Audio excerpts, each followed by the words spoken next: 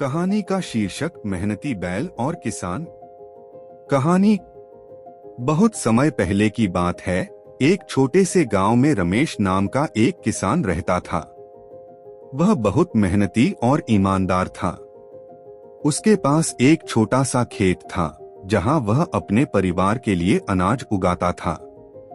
उसकी सबसे बड़ी मददगार उसकी बैल थी जिसका नाम मोती था। मोती सफेद रंग का बलवान बैल था जो रमेश के साथ कंधे से कंधा मिलाकर काम करता था।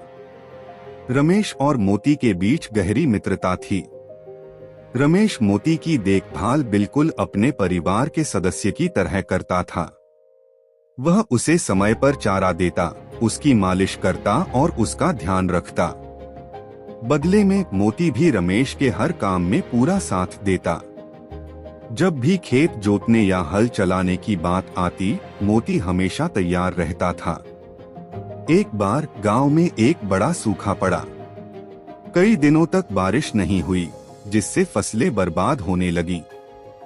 रमेश चिंतित हो गया क्योंकि उसकी पूरी आजीविका खेती पर निर्भर थी।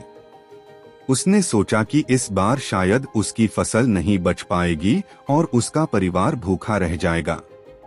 परंतु मोती ने उसे निराश नहीं किया।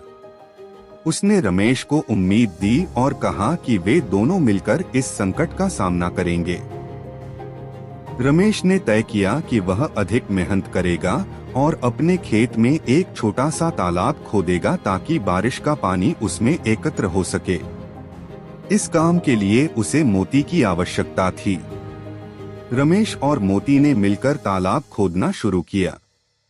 यह काम बहुत कठिन था और कई दिनों तक चला, लेकिन दोनों ने हार नहीं मानी। मोती अपनी पूरी ताकत लगाकर मिट्टी खींचता और रमेश उसे निकालता। कुछ दिनों बाद उनकी मेहनत रंग लाई। एक दिन अचानक आसमान में बादल छा गए और बारिश होने लगी।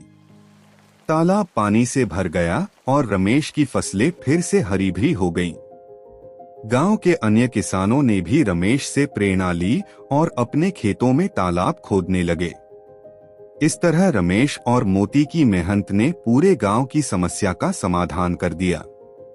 रमेश अब और भी मेहनत से अपने खेत की देखभाल करने लगा। मोती भी रमेश के साथ हर समय खड़ा रहता। दोनों की मेहनत और सहयोग ने उन्हें पूरे गांव में मशहूर कर दिया। लोग उनकी प्रशंसा करते और उनसे प्रेरणा लेते। नैतिक शिक्षा। मेहनत और सहयोग से कोई भी कठिनाई दूर की जा